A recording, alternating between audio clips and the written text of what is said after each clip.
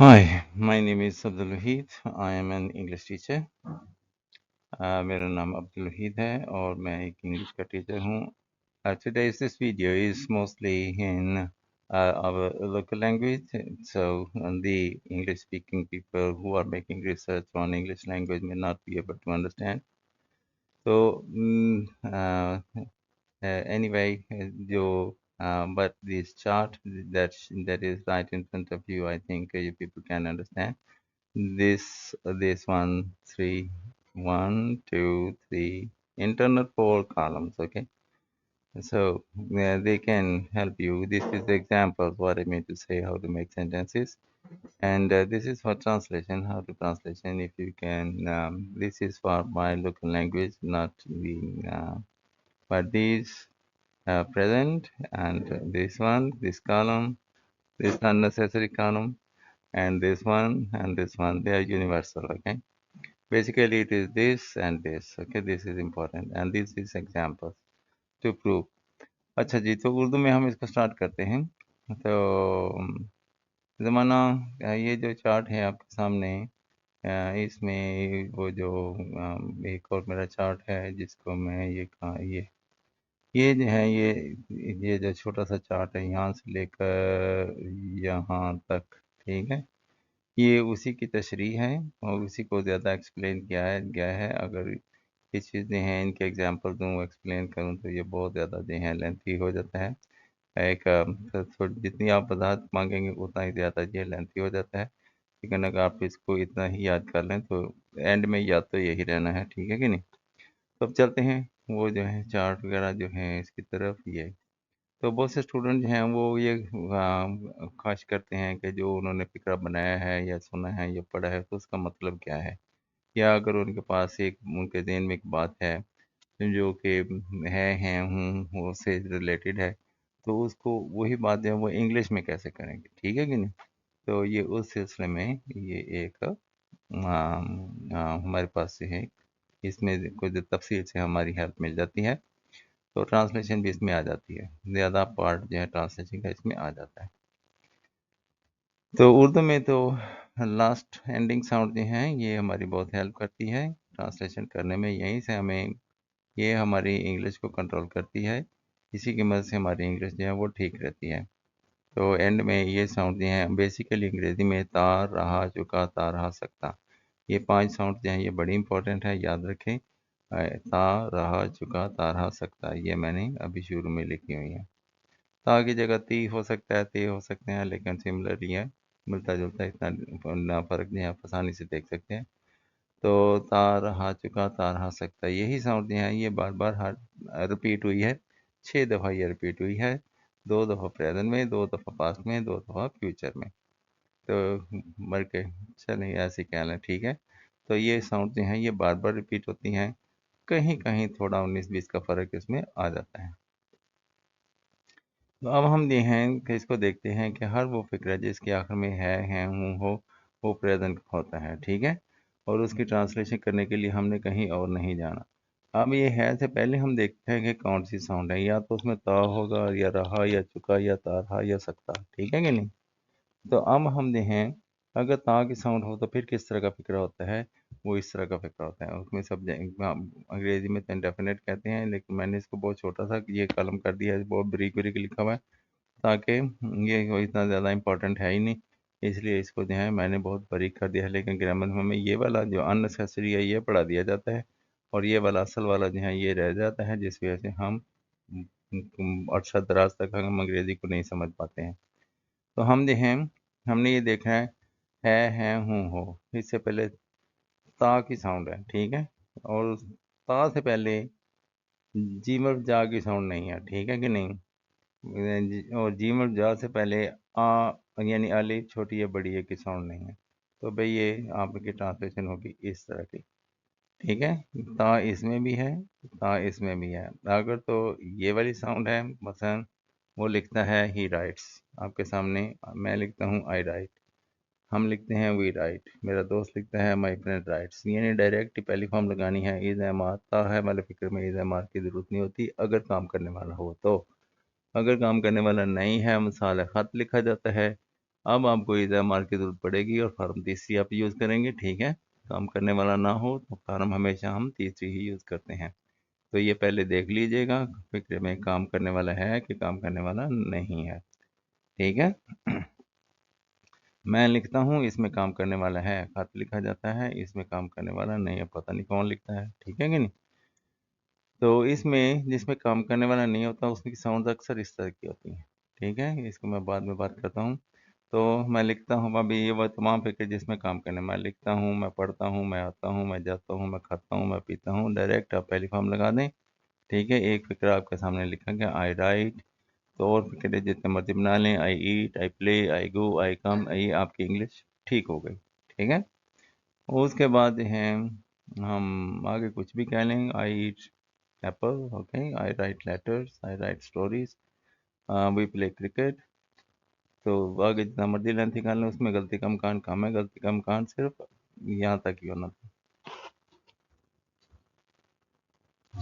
अच्छा जी, is M R और ink form अगर फिक्र में रहा आ रहा है, यानी है हूँ पे फिक्रा ख़त्म हो रहा है, उससे पहले की साउंड है वो रहा है, तो आपकी ट्रांसलेशन इसके मुताबिक होगी, यानी या आप उसमें इज का इस्तेमाल होगा, या एम या आर, इनमें से कोई एक इस्तेमाल होगा और साथ इंक फॉर्म होगी, ठीक है।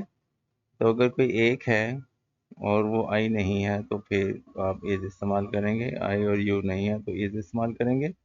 और अगर आर है तो अगर आई है तो एम होगा नेचुरली, ठीक है। और ज़्यादा है तो आर होगा, ठीक है। यू के साथ भी आर ही आता है। तो अब देखें और साथ इंक फॉर्म होगा, ठीक। मसलन वो लिख रहा है ही इज़ राइटिंग, मैं लिख रहा हूँ आई एम राइटिंग, हम लिख रहे हैं वी आर राइटिंग, ठीक है। तुम लिख रहे हो यू आर राइटिंग, वो लिख रहे हैं दे आर राइटिंग, ठीक है। तो ये इस तरह से हो गया। तो इसमें अगर आपने नॉट लगाना हो, एम के साथ नॉट लगा दें, आई एम नॉट राइटिंग, मैं नहीं लिख रहा हूँ। इसमें जो कि डायरेक्ट नॉट नहीं आ सकता था, आई राइट, वाले फिक्रे में बताना भूल गया था। वाले फिक्रे में अगर हमने नॉट लगाना हो तो फिर डू नॉट या डज नॉट दोनों में से एक आता है। अगर तो इधर राइट्स होता तो फिर डज नॉट राइट हो जाता, अगर खाली राइट है तो फिर डू नॉट राइट, ठीक है। तो आई डू नॉट राइट वगैरह वगैरह।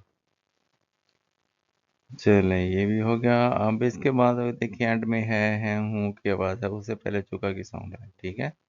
या अलिफ की साउंड है, इसमें आ की साउंड है। इसको मैं थोड़ा सा और कर दूं,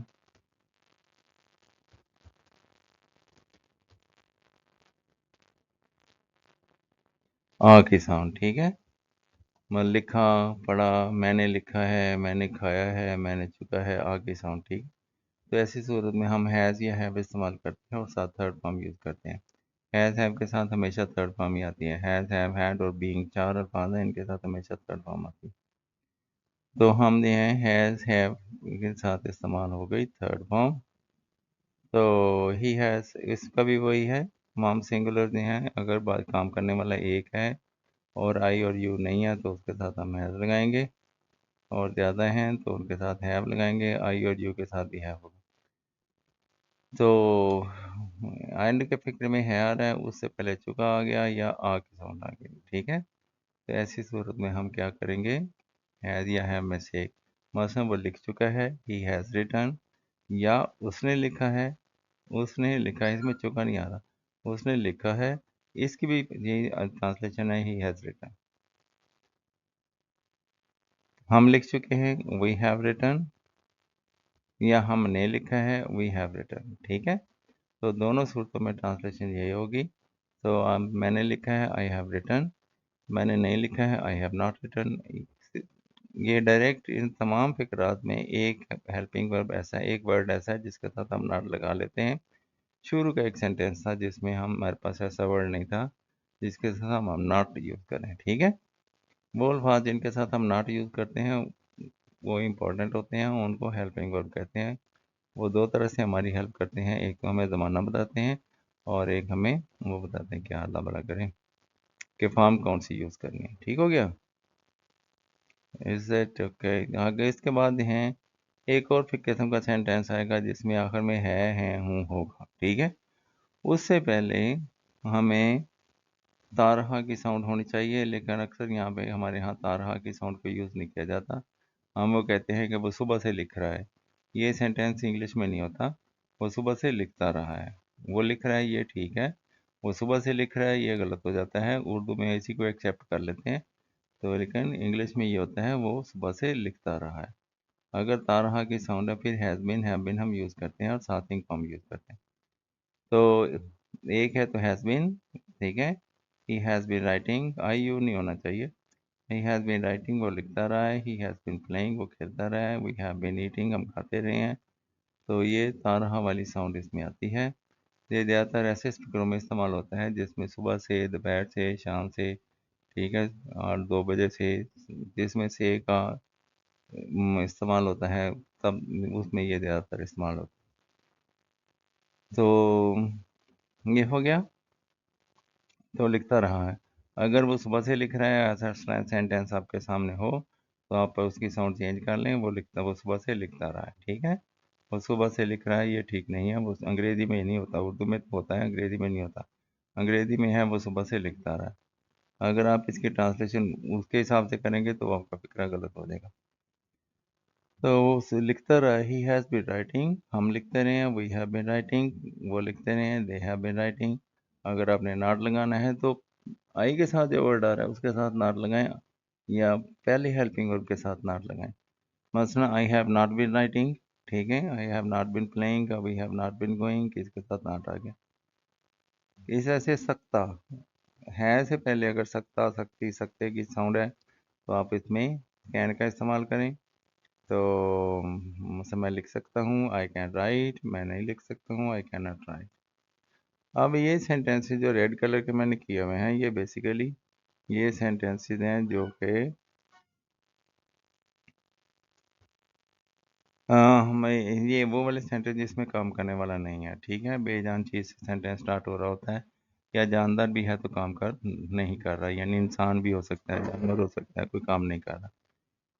तो ऐसे सेंटेंस की निशानी है, उसमें जी में जात है और उससे पहले आ ई ए की साउंड होती है, ठीक है जी। तो हमें ये खत लिखा जाता है, लेटर इज रिटन। ये मुझे पढ़ाया जाता है, आई एम टॉट, ठीक है। आई एम टीचिंग भी सही है, आई am taught. I am teaching मैं पढ़ा रहा हूँ, इसमें काम करने वाला है। आई एम टॉट मुझे पढ़ाया जाता है, इसमें काम करने वाला नहीं है, पता नहीं कौन पढ़ा रहा है। आर, अच्छा जी। लेटर्स आर रिटन, खत लिखे जाते हैं। तो इसमें भी देखिए जा की साउंड दूसरी में जा ज़रूर है, ठीक है। उससे पहले ता ती ते की साउंड आ सकती है। खत लिखे जाते हैं, लिखा लिखी लिखे, इस तरह की साउंड हो जाती है। तो ये जो हैं खत लिखे जाते हैं। Letters are written, letters are posted, apples are eaten, ठीक है। वी आर टॉट, वगैरह वगैरह। इसमें काम करने वाला नहीं है। इसमें जी में जा की साउंड है, उससे पहले आ ई ए की साउंड है। अच्छा जी, इसी तरह से वही मैंने बताया, ये साउंड रिपीट हो रही है तार हमारी। हमने काम करने वाला ना हो तो हमने थर्ड फॉर्म ही यूज़ करनी है, और फॉर्म यूज़ में से रिटर्न रिटर्न रिटर्न इस तमाम में आया हुआ है। तो ये जो हैं, letter is written, I am taught, being रहा वाला, ठीक है। खत लिखा जा रहा है, letter is being written, letter has been written, letter has been, letter is being written, ठीक है। खत लिखा जा रहा है। आई एम बीइंग टॉट, मुझे पढ़ाया जा रहा है।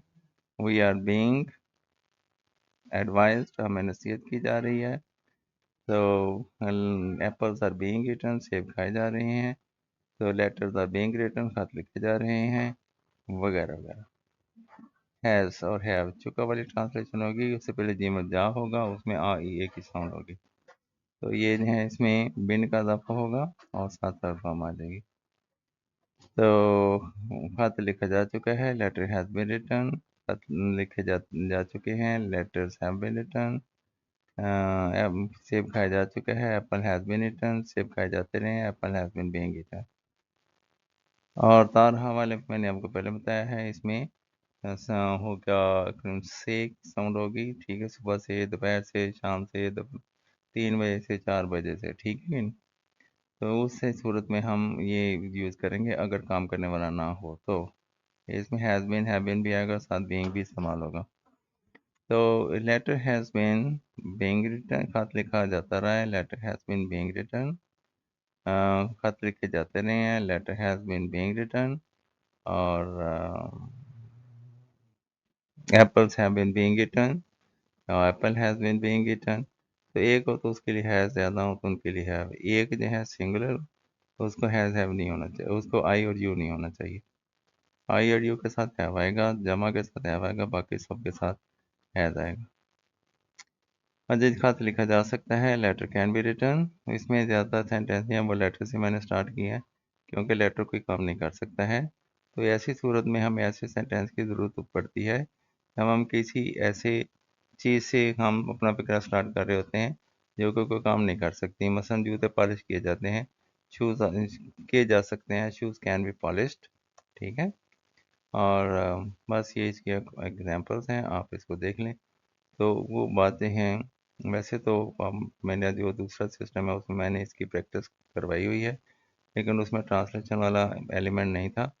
तो अगर आप बच्चे जो हैं अपने लिए खुद मुश्किल बना लेते हैं, जो चीज़ें ज़रूरी होती हैं अगर आप उनको पहले सीख लें, मिसाल के तौर पे अगर ये 10 फिक्रे हैं, I write, I am writing, I have written, I have been writing, I can write, आप इनकी उर्दू कर दें, उर्दू से इंग्लिश कर दें, अगर आप कर सकते हैं तो आपको कुछ और प्रेजेंट के बारे में सीखने की ज़रूरत ही नहीं है।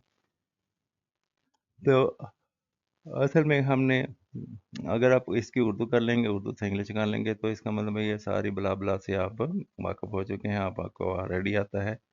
छोटी मोटी 19-20 की गलती होगी, सुनने वाला उसको ठीक कर लेता है, तो अगर उसको बड़ा सा क्रॉस ना लगाए तो ये भाई प्रेजेंट टेंस हो गया थोड़ा सा एक्सप्लेनेशन के साथ।